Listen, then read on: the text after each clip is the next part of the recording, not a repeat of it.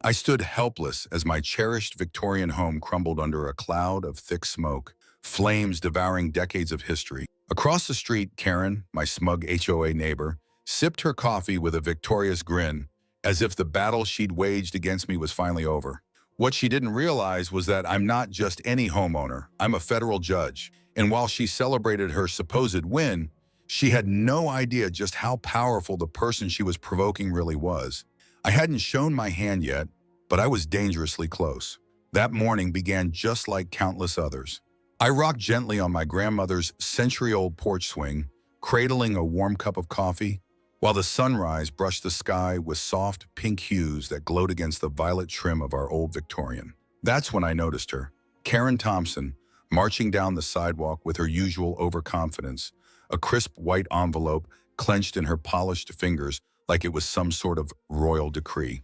I recognized the look in her eyes. She'd worn it many times before, at the neighborhood meetings she orchestrated ever since she'd transformed the bland McMansion next door into her self-proclaimed command post. My stomach knotted as she slid the envelope into my mailbox, pausing deliberately to snap several photos of my front yard. Her perfectly trimmed hedges glared at the wild bloom of my grandmother's rose bushes, their chaotic beauty clearly an affront to Karen's sense of order. I knew she despised every inch of it. Inside the envelope was her so-called exciting opportunity, an invitation to officially join her newly formed homeowners association. It came with a glossy pamphlet featuring rows of identical beige houses in matching mailboxes. The price of admission, a $5,000 initiation fee, and $350 in monthly dues. But the real gut punch came with the list of mandatory improvements. Gone would be my grandmother's beloved purple trim. Out would go the heirloom rose garden, and the antique wind chimes, whose soft melody had lulled me to sleep since childhood, would be torn down. I watched through the curtain as Karen returned to her house, phone to her ear. "Yes, I just dropped off the last one," she chirped. "She'll have to join now. Hers is the only house left." That sugary tone she used grated against my nerves. Once her place is cleaned up, the whole neighborhood's value will soar. That evening, I walked over with the envelope in hand. Her doorbell played a ridiculous jingle version of "We Are the Champions." Of course it did. She greeted me wearing a neighborhood watch captain badge and that artificial smile she wore like armor. "I've looked over your offer," I said evenly, my voice calm and measured. Years of court experience keeping it level. "I'll have to decline. This home has been in my family for 3 generations. Its heritage matters, and I won't erase it." The smile dropped from her face like a stone. "You don't get it," she leaned in, her voice sharpening. "This isn't really a choice. The HOA is official. You're surrounded. You must join." I pulled out the research I'd done, survey maps and deed records. "Actually, my property predates your HOA by decades. Legally, I have no obligation to join." I made sure of it. Karen's face flushed an angry red. "Listen," she hissed, dropping the fake civility. "Things are changing around here. If you don't adapt, you are going to face issues. Houses that don't comply, they tend to have problems. Fines pile up. Accidents happen." I met her stare without flinching. "Are you threatening me, Mrs. Thompson?" Her sugary smile returned instantly. "Oh, not at all. I'm just concerned about your safety. These old houses, they're a fire hazard, you know. Weak wiring, unstable structures. I'd hate to see something happen just because you refuse to update." Behind her, I noticed her husband watching from the window, phone in hand. Something in his posture sent a chill down my spine. I gave her a curt nod and turned to leave, but her voice stopped me. "1 week," she called. "You've got 1 week before the board meets to consider other options." As I walked home, I saw unfamiliar faces watching from their windows. Karen's new recruits, no doubt. My instincts screamed this wasn't over. That night, I installed surveillance cameras across the property and recorded everything I could. What I didn't realize yet was that this was never about a purple paint job or flower beds. Karen had picked a fight with someone who spent a lifetime dealing with people who think rules don't apply to them, and she had no idea just how far I was willing to go. Until Karen Thompson, I thought I'd seen it all. But as I drifted off to the gentle music of my grandmother's antique wind chimes that night, I had no clue I was entering a battle that would leave scars deeper than I could imagine. And worse, that my treasured Victorian home would be its first casualty. Karen's biggest mistake? She picked the wrong person to bully. But she didn't know that yet. The next morning, her screech pierced through my window like nails on a chalkboard. Look at that awful purple trim. It's ruining our property values. I peeked through the curtain and saw her strutting down the sidewalk, leading a brigade of clipboard-wielding HOA zealots on what they smugly called their morning inspection. My stomach turned as I watched them snap photos of every corner of my grandmother's house, the same house she had lovingly preserved down to the last blossom in her rose garden. I tried to enjoy my morning coffee on the porch, but the whispers cut through the air. Those old wind chimes, definitely not HOA approved. And those roses, look at them, at least 3 inches too tall. Every day brought a new complaint, each one more absurd than the last. Soon, bright orange notices were plastered across my front door, warning of violations that didn't exist until Karen's HOA was born. The rose garden, once a neighborhood treasure planted by my grandmother herself, was suddenly declared a visual disruption. The violet trim that tourists used to photograph, a community blight. One Tuesday morning, I stepped outside to find Karen crouched on my lawn, ruler in hand. 11.5 inches, she announced triumphantly to Barbara, her ever-present sidekick, who furiously scribbled notes in a little pad. That's 3.5 inches over code. I didn't flinch. I simply sipped my coffee and said coolly, "You're trespassing." Karen only smirked, raising her phone to take more photos, undeterred. The harassment got creative. Landscapers began arriving at the crack of dawn every Saturday, their leaf blowers suspiciously positioned right outside my bedroom window.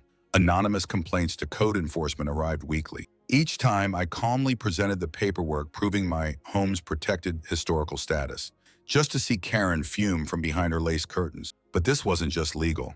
They were playing psychological games now. Karen started hosting HOA meetings directly outside my home office window. I'd hear their passive-aggressive discussions drift through the glass. Some houses are really pulling down the neighborhood's reputation. We need to take action for the good of everyone. My cameras caught even more. Neighbors walking their dogs directly into my yard, letting them relieve themselves there while pretending not to notice. When I showed them footage, Karen would clutch her pearls and gasp, "Oh no, not my sweet Bentley," while her massive golden doodle trampled my garden. The final straw came at the neighborhood block party, an event I hadn't been invited to, of course, but I could hear Karen's voice carrying through the night air. "Some of these old homes just don't reflect our community vision anymore," she said loudly, tossing a not-so-subtle glance toward mine. That's when I noticed them. Neighbors I didn't recognize, snapping photos of my home's foundation, whispering under their breath. I didn't react. I documented every flyer, every code complaint, every passive-aggressive email. I filed them like legal evidence, because that's exactly what they were. Then came the floodlights. Karen had them installed on the edge of her property, aimed directly at my bedroom windows. I added light pollution to my growing case file. My grandmother taught me patience, and as I watched Karen's mob grow more brazen, I reminded myself, timing is everything. That night, as I reviewed security footage, something strange caught my attention. 2 HOA board members whispering while inspecting my property line with measuring tape. Their expressions told me all I needed to know. They weren't just harassing anymore. They were planning something, but they didn't know who they were dealing with. Then just after midnight, I caught them. I was in the kitchen getting a glass of water when I spotted movement in the yard. My heart skipped a beat as I turned on the light, and there they were. Karen and 2 of her lackeys standing in the rose garden with chemical sprayers in hand, illuminated by the glow from my kitchen. "What do you think you're doing?" I called from the porch, phone already recording. Karen froze, startled, but only for a moment. That plastic smile slid back into place like a mask. "Oh, just helping get rid of some invasive species," she said sweetly, continuing to spray the flowers. "The HOA has regulations against non-native plants, you know. If you joined us, we could take care of this properly." I stepped forward, voice cold but composed. "Those are heritage Victorian roses, Karen, planted by my grandmother in 1960. I have registration papers and historical documentation to prove it." Her 2 partners shifted awkwardly, but Karen stood firm, feigning indignation.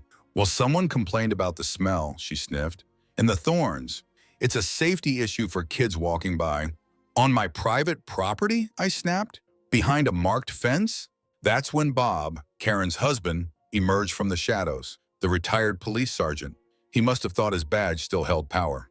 "Let's not escalate," he said smoothly. "We're just looking out for the neighborhood. No one wants to live next to a jungle." Across the street, I caught a glimpse of Mrs. Watson peeking out from behind her curtains. She used to have a rock garden until HOA goons made it disappear. Now generic shrubs filled her yard. The next morning, my grandmother's rose bushes were dead, but so was Karen's anonymity.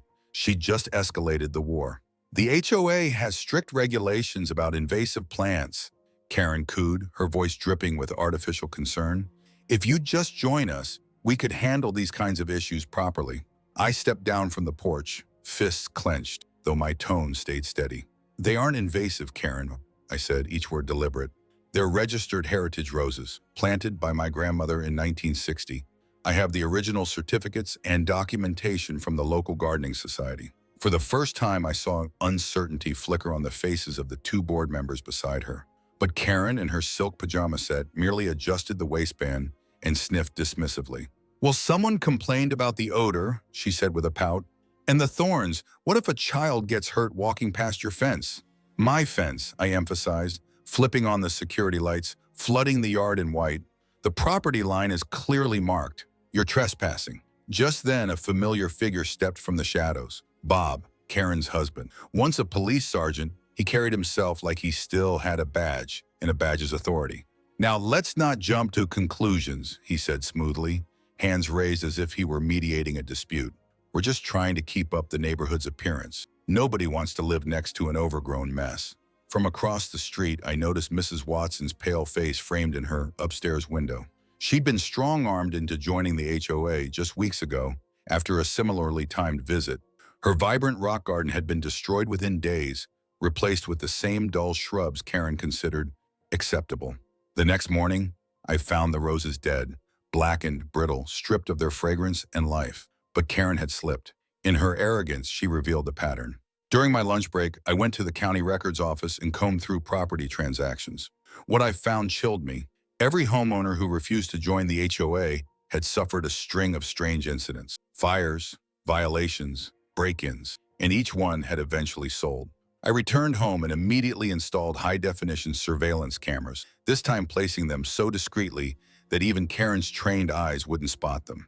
That very evening, she marched a group of potential buyers past my house like it was a public attraction.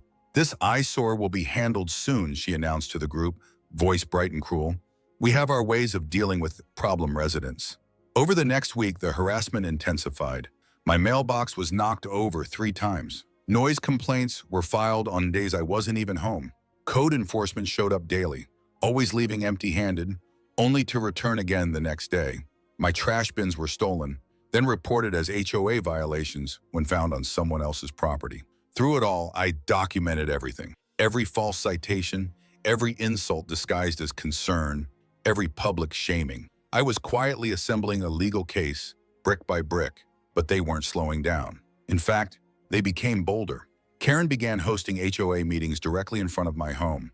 Every discussion was a thinly veiled attack against my property. I watched from behind the curtain as she gestured wildly toward my house. This structure is dragging down everyone's equity, she shouted, swinging her designer handbag like a gavel. But don't worry, it won't be a problem much longer. Then came the moment I knew we'd crossed into something far more dangerous. While reviewing camera footage one night, I saw them. Karen and her crew pretending to measure the sidewalk, but in reality, they were tampering with my historic wrought iron fence, carefully loosening bolts, checking for instability. My cameras caught everything, including Karen muttering to her followers, once the fence fails inspection, she'll have no choice but to replace it with our model, thousands in costs, or she finally joins. That night, as I replayed the footage, another disturbing pattern emerged. Every time their so-called inspection team visited, someone was photographing my utilities, electrical boxes, gas lines, water meters. Every vulnerable system of my house was being quietly cataloged. Why? The dots began to connect, and what they formed sent a chill crawling down my spine. I knew I had to move quickly, but I couldn't tip my hand just yet. What I didn't realize was that Karen already had her endgame in motion. The morning it all came to a head started in the courtroom. I had just sentenced a corrupt corporate executive to prison when my clerk Emily burst through the doors, her face sheet white. Your Honor, your house, it's on fire. 5 words. That's all it took to turn my blood to ice. I tore off my robe and sprinted down the courthouse steps, My heartbeat roared in my ears, my legs barely felt the ground. 15 minutes. That's all it took to get home. But it felt like an eternity. 3 blocks out, I saw it. The smoke, thick, black, rising into the blue sky like a funeral banner. I gripped the wheel tighter as I approached, and when I finally turned onto my street, my breath left me. My grandmother's violet-painted trim, burning, the porch swing, the windows, the home that carried 3 generations of my family's legacy, swallowed in fire. I slammed the car door and ran toward the scene. Firefighters were already battling the inferno, but the heat hit like a wall. The ancient wood groaned and cracked under the weight of flame. Everything we had built was vanishing before my eyes. Through tears, I turned, and there she was, Karen, in her designer yoga pants, sipping her $8 latte like she was watching a cooking show. Her expression was unreadable, but her posture screamed satisfaction. She didn't even try to hide it as she whispered to fellow board members, pointing toward my house like it was an exhibit at an art museum. Fire Chief Martinez approached me, face solemn. "It appears to have started in the wiring," he said.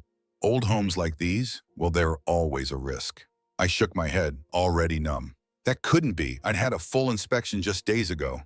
Everything was cleared, updated, certified, especially after Karen's earlier threats about outdated structures. Then it hit me. The cameras. I pulled out my phone, hands trembling, and logged into the surveillance system. Nothing. Every feed had gone dark at exactly 3:00 a.m., 4 hours before the fire. They'd disabled them. This wasn't an accident, and as the flames reflected in my eyes, I made a vow. Karen thought she'd broken me, but in reality, she'd lit the fire that would bring down everything she had ever built. Karen stood at the edge of her driveway, clad in designer yoga pants and sipping what was likely a $10 coffee, watching the blaze like it was the season finale of her favorite drama. Her blonde hair, perfectly curled and impossibly flawless, shimmered in the sunlight as she casually chatted with other HOA board members. None of them even bothered pretending to be concerned. They pointed and whispered, eyes gleaming as flames devoured everything I held dear. Fire Chief Martinez stepped toward me, his expression grim. "Ma'am, it appears to be an electrical fire. These older homes, the wiring can be unpredictable." But I knew better. Just the day before, I'd had my annual inspection. Everything had been tested, certified, and declared in perfect condition.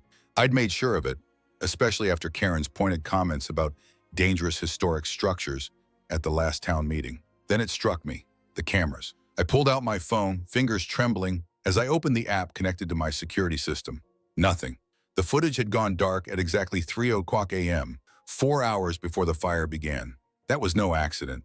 As flames consumed my home, memories surfaced like ghosts. Baking cookies with Grandma in that sunlit kitchen, hosting my law school graduation party in the backyard, hanging my judge's robe in the foyer after my first day on the bench. All of it now reduced to smoke and ash. Through my tears, I noticed 2 familiar faces trying to fade into the crowd, Bob Johnson and Mike Peters, both on the HOA board. They pretended to be shocked neighbors like the rest, but their boots told another story.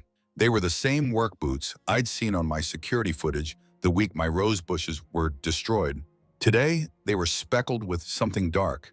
Ash, mud, both. Karen made her way over, wearing that mask of phony sympathy she'd perfected. "Oh, this is just awful," she said, dragging out each word like a funeral hymn. "If only you had joined the HOA. We take safety so seriously, but you were so stubborn, always so set on keeping everything historic." She let that final word drip from her mouth like it was something rotten, then took another long, deliberate sip of her coffee. I clenched my jaw so hard I tasted blood. Not yet, I reminded myself. Not here. Not now. I watched as Karen pulled out her phone and typed something quickly. Moments later, I overheard a neighbor talking excitedly about a rare opportunity to buy premium land just listed through an exclusive real estate group. I knew exactly what was happening. The fire crew finally brought the flames under control, but it was too late. My grandmother's hand-carved porch rails were charred ruins. The ornate Victorian windows had shattered under the heat. The roof had partially collapsed. 100 years of history erased in mere hours.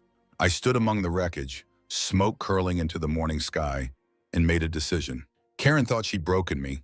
She couldn't have been more wrong.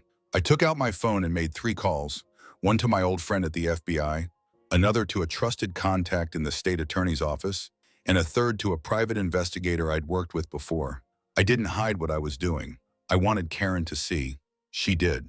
I caught her glancing over, her expression faltering for the briefest moment.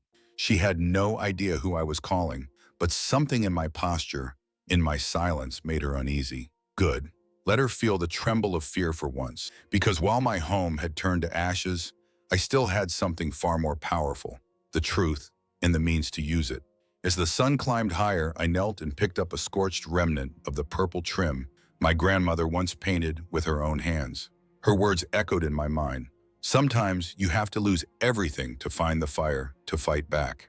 I looked up at Karen one last time, her smug face lit by a sun that no longer warmed me. That's when I made a vow. I wasn't just going to expose her. I was going to dismantle every lie, every scam, and every carefully constructed illusion she'd built. But first, I needed to know how deep this corruption ran. Standing in the soot-stained ruins of my family's legacy, grief crystallized into purpose. While Karen pranced around the neighborhood, spreading wild rumors that I had torched my own home for insurance money, I quietly began unraveling the empire she'd built on intimidation and greed.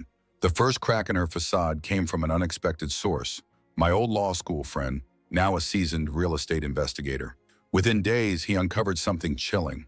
Every home that had mysteriously gone up in flames in our county over the last 5 years had one common thread. They were all sold to the same anonymous holding company. The owner? Karen's sister-in-law. My hands shook as I dug deeper into the records. Page after page told a story too clean to be coincidence. I hired a private investigator to track down former residents who'd been driven from their homes. The stories matched mine almost word for word. Join the HOA or suffer. Then came the mysterious incidents. Fires, floods, sabotage, and eventually a forced sale at rock-bottom prices. Properties that were then absorbed into Karen's investment network. One elderly man broke down sobbing as he described losing a lifetime of family photos in a garage fire the day after telling Karen no. And in that moment, I knew this wasn't just personal. It was organized. It was systematic. It was criminal. One elderly man sobbed quietly across the table from my investigator as he recounted how, just a day after refusing to join the HOA, his garage caught fire, taking with it the only photographs he had left of his late wife and their children. He wasn't the only one. There were patterns, too many to ignore, but it was the next lead that cracked the case wide open. Karen's former assistant treasurer reached out through my attorney. She was cautious, nervous. We met in a quiet diner 2 towns away, where she slid a small USB drive across the table with trembling fingers. Her voice was barely above a whisper.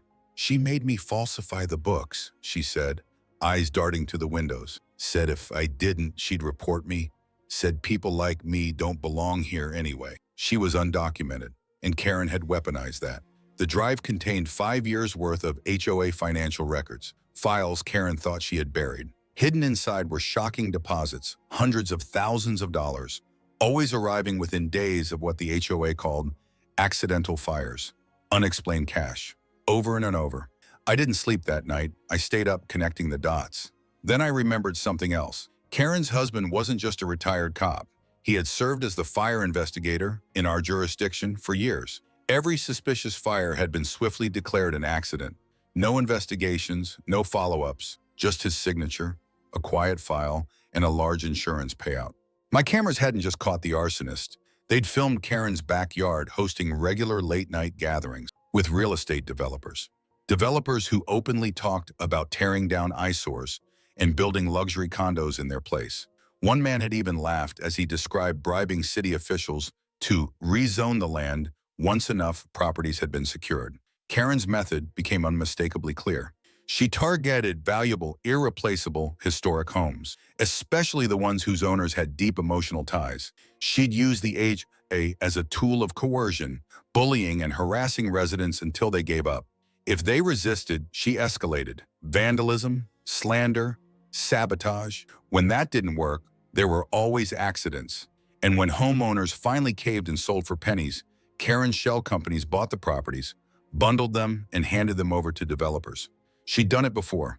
Buried in old county records, I found evidence of 3 other neighborhoods, each one systematically dismantled in the same way. Each time Karen had formed an HOA, taken over, and forced people out. And each time she walked away with awards, plaques, and glowing praise for her community revitalization work. I had a mountain of evidence, but I needed the final blow, something undeniable. So I convinced the FBI to wire up the former treasurer for a final meeting with Karen. The audio recording was damning. Karen, unaware she was being recorded, bragged about their next round of targets.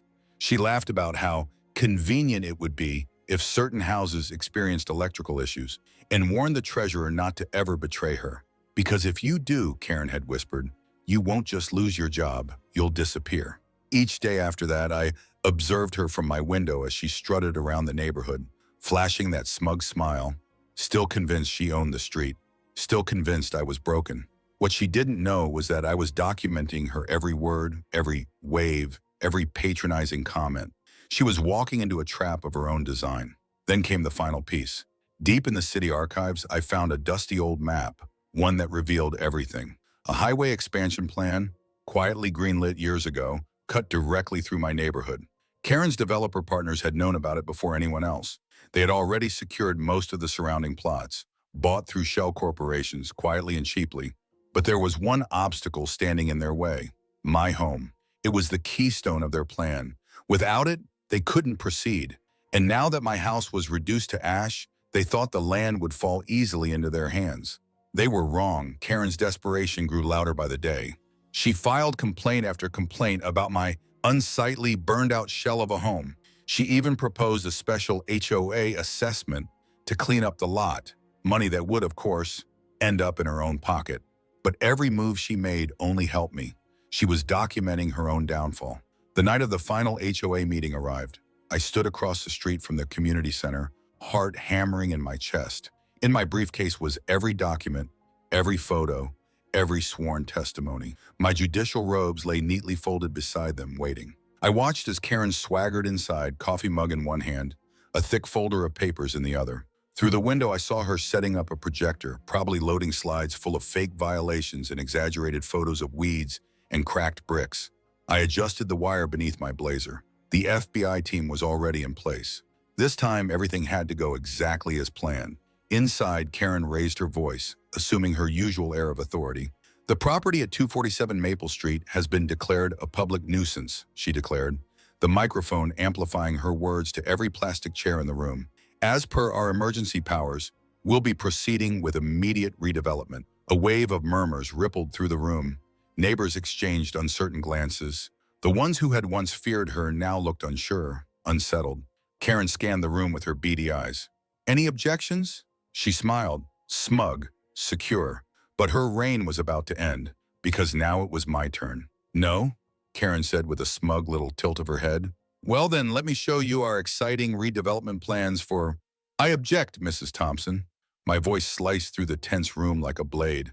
Every head turned as I stepped through the double doors, each echo of my heels against the linoleum floor announcing that this was no longer her show. Karen's smirk faltered, just briefly, but she quickly composed herself. Well, well, she said, taking a slow, taunting sip from her coffee mug. Here to finally surrender? That burned-out relic of yours is doing more harm than good. We're actually doing you a favor. That same smug smile, the one she wore while my home burned, curled at the edges of her lips. I stepped to the front of the room, setting my briefcase down on the table. Actually, I said coolly, opening the case, I'm here to present some evidence of my own. I pulled out a thick folder and spread out photographs across the table. These were taken from my security cameras. They show you and your board members trespassing on my property the very night the fire started. Quite the coincidence, wouldn't you say? Karen's face twitched. Her hand trembled slightly. Those could be anyone, she stammered. You can't prove that. Oh, but I can. I placed more documents onto the table. Bank statements showing large, unexplained transfers to a shell company in her sister-in-law's name, timed perfectly after every distressed property sale. Then I produced printed emails detailing plans to drive out non-HOA members through intimidation and forced code violations. And my personal favorite, I said, sliding forward a final sheet, your own text messages about making sure my electrical fire looked like an accident. The room exploded in shocked gasps and horrified murmurs. Karen's hands shook violently now. Her coffee sloshed over the edge of her mug. She opened her mouth, but no defense came. This is slander, she blurted out. You can't just waltz in here throwing around wild accusations. I'll sue you for defamation. That was my cue. I reached once more into my briefcase, and this time pulled out something far more symbolic, my federal judicial robes. With calm precision, I slipped them on, the silk fabric falling into place as silence reclaimed the room. Federal Judge Sarah Martinez, I announced, turning to face the crowd, currently presiding over case number 2025 CR 142, United States versus Thompson et al., a RICO investigation into conspiracy, fraud, and criminal enterprise involving the illegal displacement of homeowners. Karen's face drained of all color. Her coffee mug slipped from her grasp, smashing into porcelain shards on the floor. The hot liquid splattered across her expensive shoes, but she didn't flinch. Her eyes were locked on me, unblinking. Frozen. FBI, I said firmly. Right on cue, federal agents stormed in through both entrances, badges raised, your weapons holstered but visible. Karena's husband, the ex-sergeant who had quietly buried fire reports and shielded the operation, bolted toward the emergency exit. He didn't make it 3 steps before agents tackled him to the ground. I walked toward Karen, who had sunk into her beloved president's chair like a deflated balloon. You know what the biggest mistake criminals make? I said quietly, leaning in close. They become so obsessed with power, they forget to ask who they're actually going up against. On the table beside her was the wooden gavel she used to symbolically sentence me in my home. I picked it up. This meeting is officially adjourned. The unmistakable click of handcuffs filled the room. Karen and her remaining board members were led away in stunned silence. And then, applause. Years of fear and silence shattered in that moment. My neighbors, once too afraid to speak, too intimidated to act, stood and clapped. Some cried, some cheered, and one by one they came up to thank me. As I packed my files, Mrs. Johnson, the elderly woman from across the street who had once been forced to rip out her rock garden, approached with tears in her eyes. She hugged me tightly. "We should have stood up with you sooner," she whispered. I hugged her back. "It's okay," I said gently. "Justice just had to take the long road this time." "We should have helped you fight them," Mrs. Johnson whispered, her voice thick with regret as she hugged me tightly. I held her close, watching from the courthouse steps as Karen was led in handcuffs towards a waiting police car, her once commanding presence now reduced to a silent, shaking figure. "Sometimes," I murmured, "justice has to take the long road to make sure it ends up where it belongs." The morning of the trial felt unlike any other. Standing before my bathroom mirror, I straightened my judge's robe with deliberate care. I thought back to the day my house went up in flames, and to Karen, standing there in her designer yoga pants, sipping coffee as if she were watching a morning show. But she wasn't smirking now. The courtroom was packed to the walls. Neighbors, reporters, victims from other communities who had seen our story on the news. People who had once been too afraid to plead and were now here to see the reckoning unfold. Karen walked in wearing an expensive tailored suit instead of her usual loungewear, but her confident facade evaporated the moment she saw me seated at the bench. I'll never forget her face, the way she paled, how she clutched her attorney's arm and whispered, "That's her. That's the one whose house we burned." Her lawyer dropped his pen. What followed was a trial that peeled back every layer of Karen's empire. We presented evidence of 15 homes that had suffered mysterious fires after refusing to join her HOA. The pattern was undeniable. Targeted harassment, followed by vandalism, then conveniently timed accidents. Every time the property was quietly sold to a shell company, owned by Karen's brother-in-law, for pennies on the dollar. The courtroom gasped as we played footage from my hidden cameras. Karen and her board members in the dead of night, dousing my grandmother's rose garden in gasoline. Karen sat trembling, mouthing no, as her own voice filled the room. Once it burns, she'll have to sell. But the most unexpected blow came from her own husband. The retired police sergeant who'd helped cover their tracks finally broke. Loyalty wasn't enough to shield him from the truth anymore. He confessed everything, how they chose their targets, how they bribed local officials, how they manipulated fire reports and inspections to push people out. Karen lost control. "Liar!" She screamed so violently that the bailiffs had to escort her from the courtroom. One by one, victims stood to share their stories. Mrs. Rodriguez, a retired school teacher, spoke of losing her only photo albums in a suspicious fire. The Patel family shared how their grandfather's ashes were destroyed in a garage explosion the day after refusing Karen's offer. Each testimony chipped away at Karen's composure. Her luxury suit, her practiced posture, none of it could hide her fear now. When I read the verdict aloud, my voice didn't shake. 25 years for Karen Thompson, 15 each for her board members. The look on their faces told me they finally understood. Justice wasn't something they could buy their way out of. Karen tried to speak, tried to launch into a final speech about protecting property values. But I cut her off, the same way she had silenced me when I tried to defend my grandmother's roses. That was 6 months ago. Today, I'm sitting on my rebuilt porch, watching construction crews finish the final touches on my Victorian home. The trim is painted the exact shade of purple my grandmother once chose. And in the garden, new roses are blooming, grown from clippings of the one bush that survived. Karen's home was seized and sold. The money went toward victim restitution. Now, a warm, kind immigrant family lives once her. Their children play in the yard where Karen once stood, snapping photos and filing complaints. And something beautiful has happened. The neighborhood came alive again, but not under the rule of an HOA. We formed a true community association, one that actually helps each other.